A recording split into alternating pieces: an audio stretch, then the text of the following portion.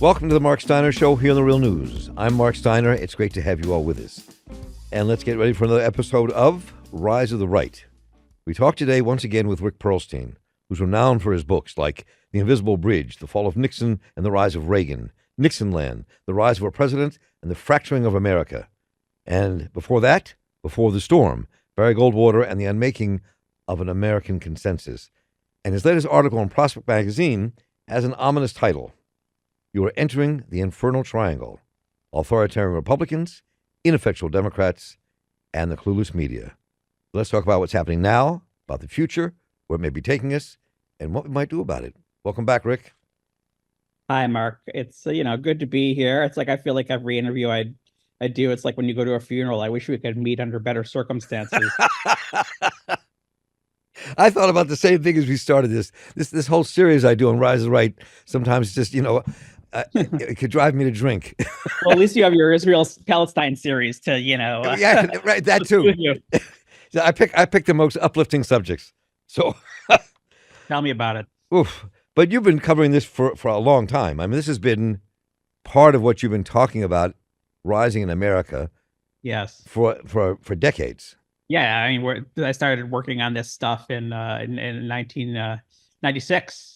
Right at the beginning of 1996 was when I started my Goldwater book, and it's like if I had chosen a different subject, my life would have been very different. But I really I picked a winner, Mark. I mean, it just really turned out to be something that was at the center of America's and the world's prospects. And let me tell you, now I am mostly writing about much more recent history, and it's like a emotional live wire for me. I mean, it's a lot easier to write about dead people, even when they had a profound influence on the present.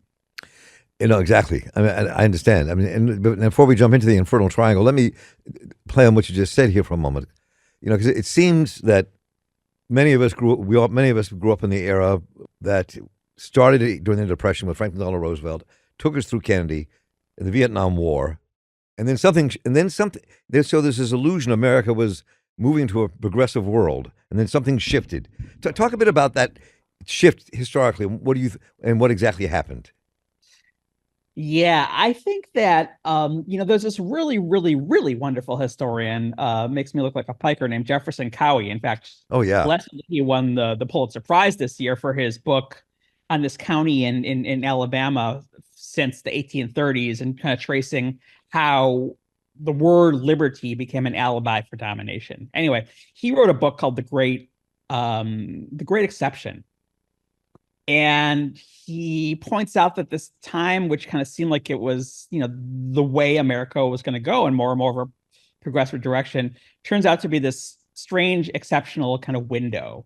And he says a couple fascinating things about why this period from 1932 to it's quite I'll give you a very specific date, to 1965. Okay.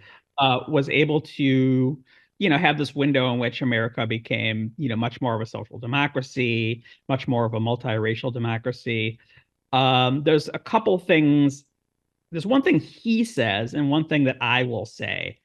Mark, what happened in 1965? A lot of things, but what might have happened to kind of, if I can get Socratic, end, this exception of tolerant, cosmopolitan, progressive, social democratic liberalism in America?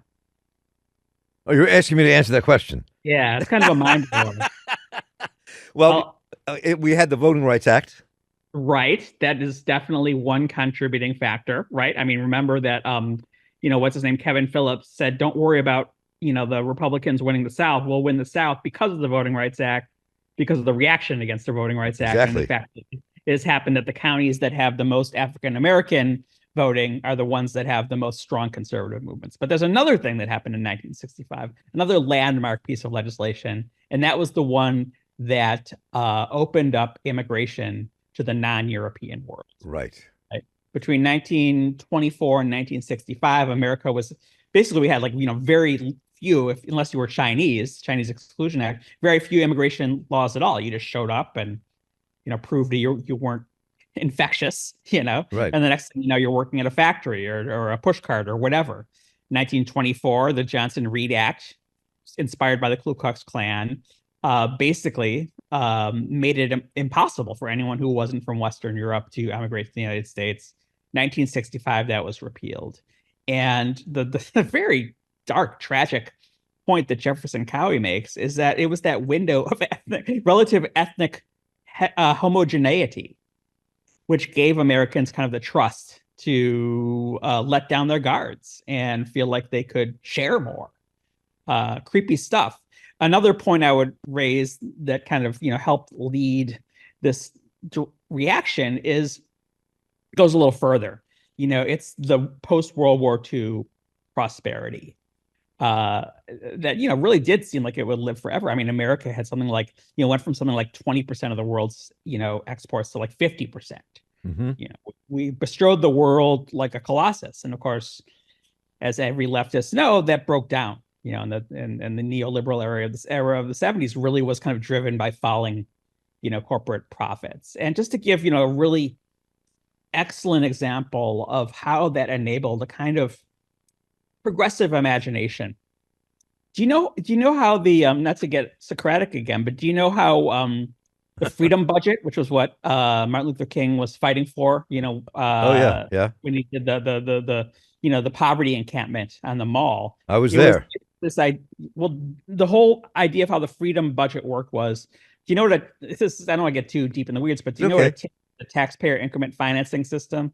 Basically, what they what the people who wrote it, economists and civil rights activists like Bayard Rustin, the idea was they would take the amount of tax revenue America had in 1968 and all the tax revenue above it, as America grew and grew and grew and grew, because we again bestrode the world as a colossus, would be committed to things like building community centers, income supports, all this stuff. It wasn't like this idea that they were going to expropriate the rich. It was the idea that America was going to be so rich we would just make sure that the excess went to the people who needed it most.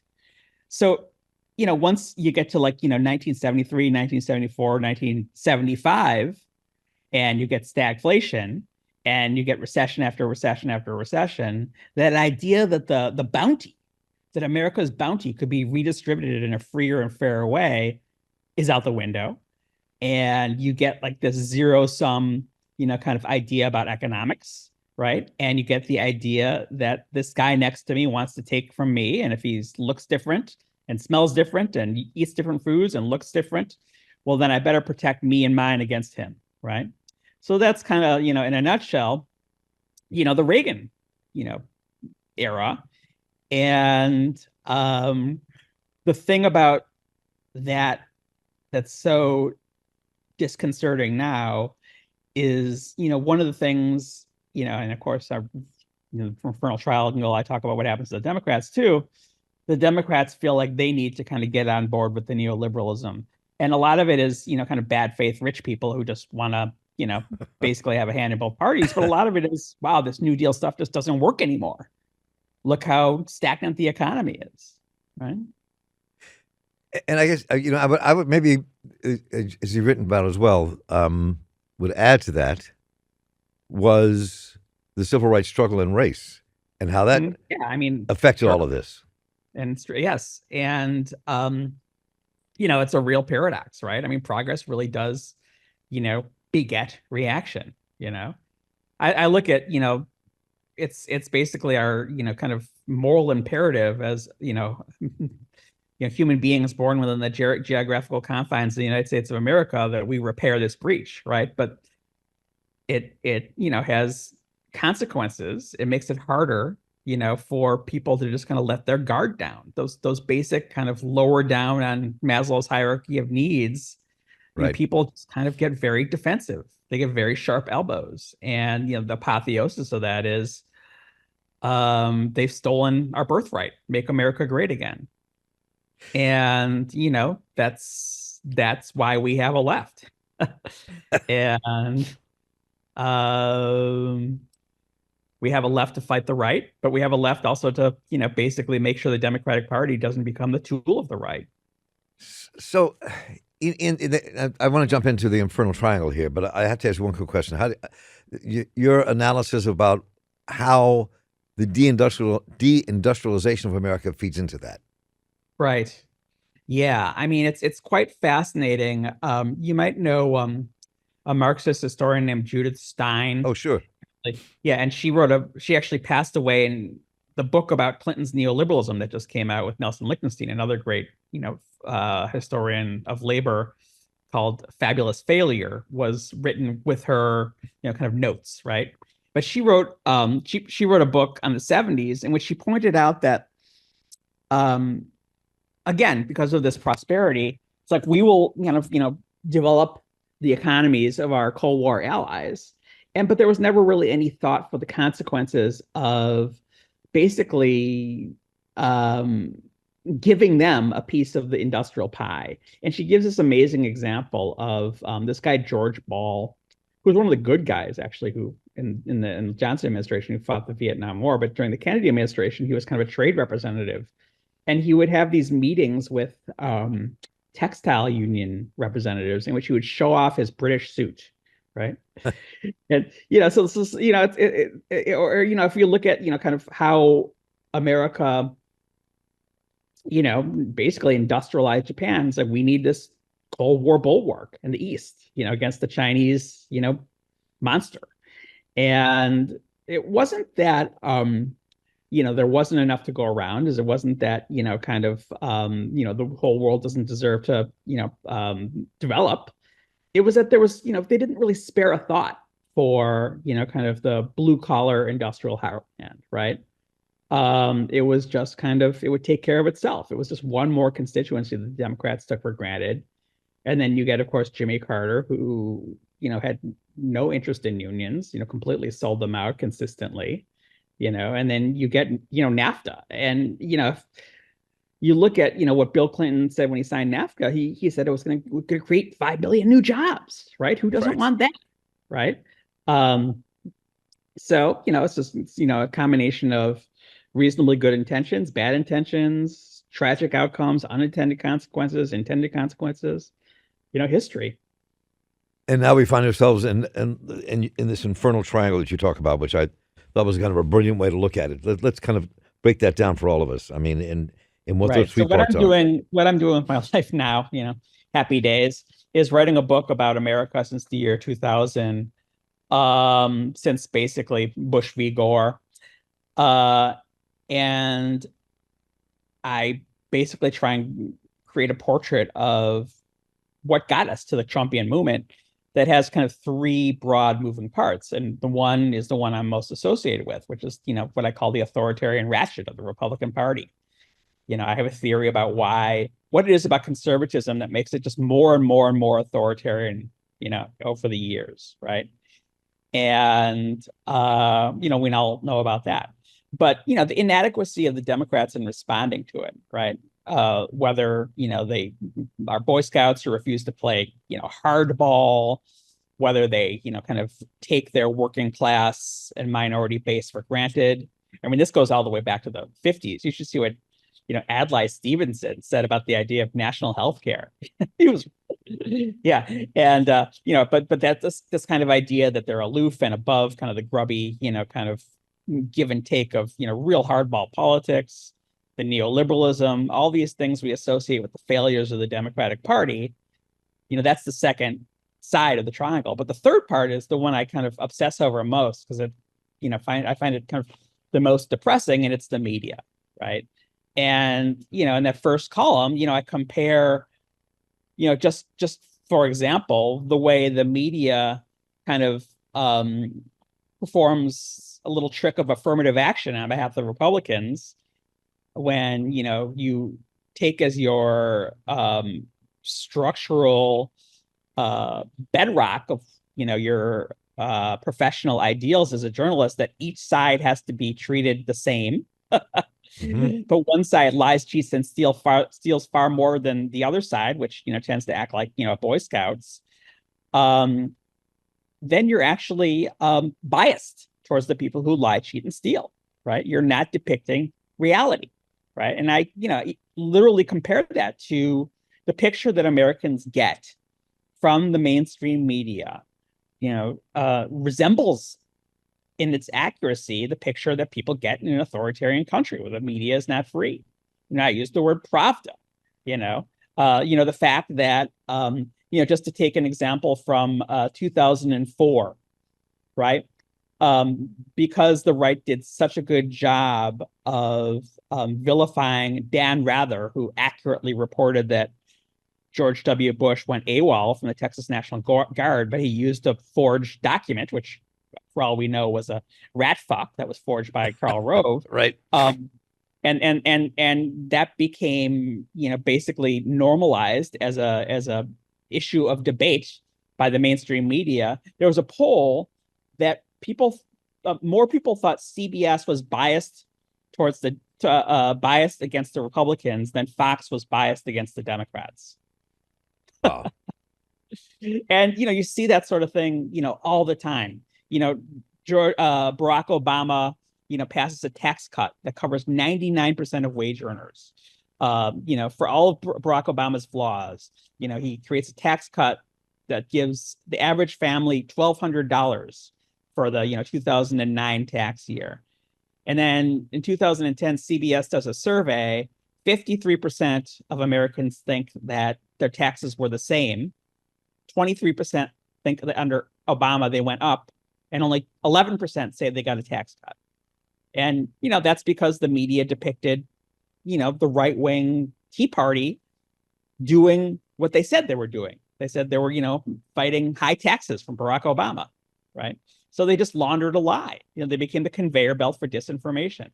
So you combine all these things together, and there's a very narrow aperture for building a mass public for multiracial democracy, social democratic policies, cosmopolitanism, science, truth, all the things that I'm proud as a left-leaning liberal to say that we need in order to have a healthy, functioning society. So, I'm curious where you think this takes us. I mean, as we do this, have this conversation today, David Smith of Sinclair Broadcasting, who is a right-wing demagogue, just bought The Sun, which is a Baltimore's daily newspaper. Right. Changes. It's as if Rupert Murdoch, took over the Washington Post. Exactly. Right. Yeah. Exactly. Well, so yes, The Sun is a newspaper. It's this thing that where it's like, there was an old joke I think it was on The Simpsons. So someone said someone told that was a Family Guy, and the dog told his 20-something that he was dating. She asked what a book was, and he said it's like a blog made out of trees. This was like the early 2000s or something. But young people don't read newspapers, and young people, and this is very much my friend Jeff Charlotte's kind of riff too. Young people are going to save us. The young people who are basically willing to walk into a church and yell at the president about Israel Palestine. The young people who are willing to put their bodies on the line to when the State Department is talking with energy executives. One of the tragedies of the Democratic Party is that it kind of holds its not only its activist base but its next generation of politicians in such patronizing contempt. I mean, there's a new book by Ryan Grimm about the Squad, and the way Nancy Pelosi treated AOC is just your jaw will drop. It's just like fear and contempt, of 80-year-olds for 30-year-olds. But if there's a dialectical turn, it's obviously going to come from the people who've gotten the shit end of neoliberalism, the shit end of climate change, and just understand that the old institutional arrangements don't work. When you pedal the bicycle, the chain does not catch on the gear, right? And they'll do their own thing, and I mean, the fact that the Democratic Party has never had the wit to realize that you invest more in the younger members of the party than the older members of the party who are just going to die anyway. Right. That's a paradox of the Republican Party, right? They love bomb young people, I just read a memoir by a young reporter named Tito Wen, who was formerly on the right, and the stuff about like the money they showered on her to go to, like, journalism camps, to, paid internships, all this stuff that the investor class of the Democratic Party doesn't want to have anything to do with it because they can't control it, But young people find their way to the right values anyway. So if given what you laid out in the Infernal Triangle, given the three parts which you kind of just broke down for us a few moments ago, one of the things I want to throw out to you as we're thinking about this is that it seems as if that left liberals, the Democrats in general, have forgotten how to organize. Yes, And totally. and we, as a former union organizer, community organizer, we invented that shit. We invented that. Yeah. We did that. And they freely admit that they just stole it all from us, I mean, stupidly, a lot, they think we still do all this stuff. There's lots of projection. But this Tina Nguyen memoir is heartbreaking, because she spends all this time on the right. Then she kind of becomes kind of the correspondent covering the right for Vanity Fair. And she goes to her editor and she's like, well, I want to do this for the left. I want to cover left, Democratic Party organizations. And the guy's like, great, go for it. And she's like, wait a sec. There aren't any. I mean, it's absolutely kind of gobsmacking, because she's, kind of naive. She doesn't know much. She's young. Right. She expects to find the ALEC of the left. She expects to find, the Federalist Society of the left. And they try and create these pale imitations, but they're so kind of tepid and Boy Scoutish. She wants to find the CPAC of the left. Like CPAC, it's free for kids to go there. It's like Heritage Foundation. They have their own door. Mm-hmm. I mean, you talk to, I have a brilliant nephew who's trying to he's desperate to get a job within the activist world on the left, kind of an analysis job, think tank job, whatever. And, he's just, he's done so much, and he's just, has so many fascinating things on his resume, and he won an award for his, thesis, and he can't even get an interview. In the time we have left, let me hit two things here before I come back to where the Infernal Triangle may take us, as we can close out on that. Why do you think we got here? I think the biggest, highest level principle is, you remember old Sam Rayburn, the former Speaker of the House from Texas, right? Right, from Texas. And he was kind of like one of these classic, he's probably racist, but he gave a lot of white guys jobs, and then with kind of these New Deal programs, he built a lot, right? And he had a saying, and he passed it along to his protege Lyndon Johnson, who really kind of took it to heart. Any jackass can knock down a barn. It takes a carpenter to build, right? And a lot of what the right does, it's entropy. They just destroy. They destroy people's faith in government. They destroy regulatory organizations. They destroy anything that's a countervailing power against corporations. Building those things is much harder, right? Building those things requires trust. It requires kind of reciprocal effort. It requires leadership. And it requires also a media that plainly explains what's going on. It's like, here's this kind of for generations we learned, oh well, the Democrats sold out blue collar factory workers. Well, Joe Biden, for all his awful qualities, is creating all these factory jobs for white guys in the South, the CHIPS Act, but it's just so far gone. People don't even connect the idea that government can do anything, to help them. I once read an article about a guy talking about how he was when going door to door, and this is a long time ago in the 2004 election, for John Kerry's campaign with undecided voters, and he would say, "Oh, John Kerry wants to lower your health insurance premiums," and he said people would look at him like he said John Kerry wants to fix your deck, right? The idea that the government, that you hire people in the government to help you, is that's another one of these kind of chains that slip the gears. We don't even kind of think that way anymore, and that's a project of building, and it's it's happening, right? But it's something that is a generational project. We don't have much time.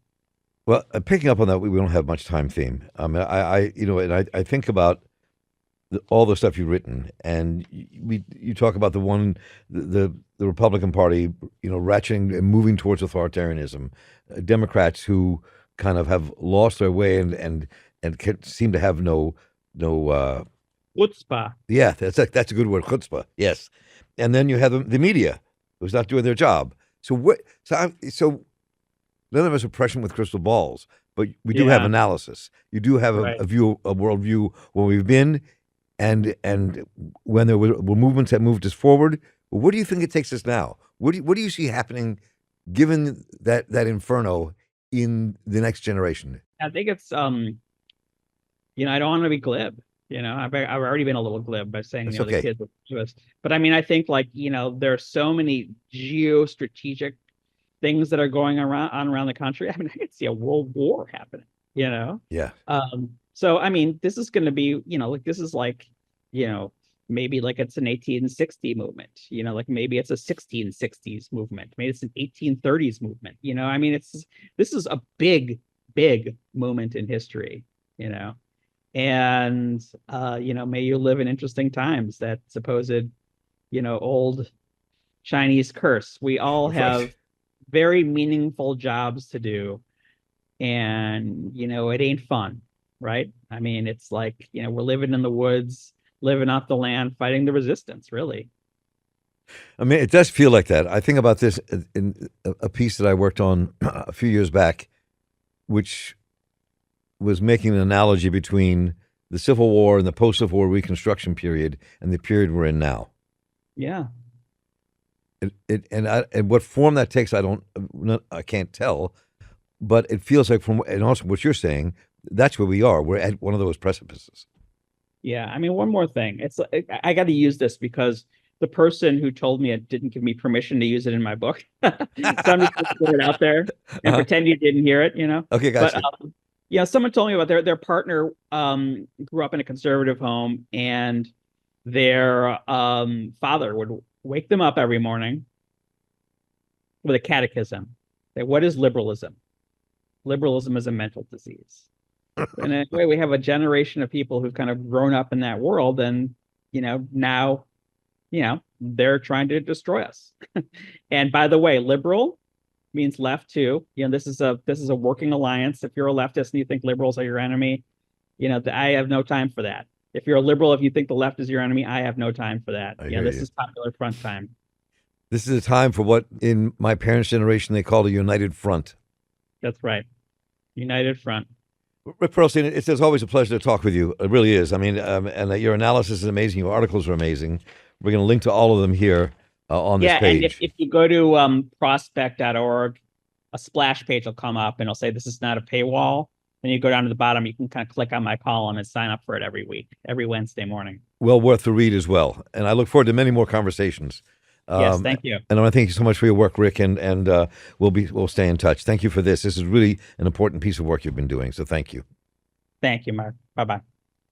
Thank you all for joining us today. And a special thanks to Dave Hebden for running the show today and editing this program, and the tireless Kettle Ravara making it all work behind the scenes, and everyone here at The Real News making this show and our other shows possible.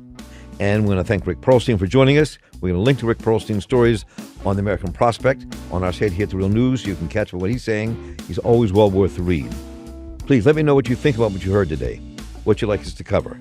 Just write to me at mss@therealnews.com, and I will write to you immediately. And stay tuned for more conversations and stories about the rise of the right here on The Real News and on the Marc Steiner Show. We have a fight on our hands, and for our future, our children's future, the nation and the world's future. It's all at stake. And we here at The Real News will do our part to bring those stories to you. So for the crew here at The Real News, I'm Marc Steiner. Stay involved, keep listening, and take care.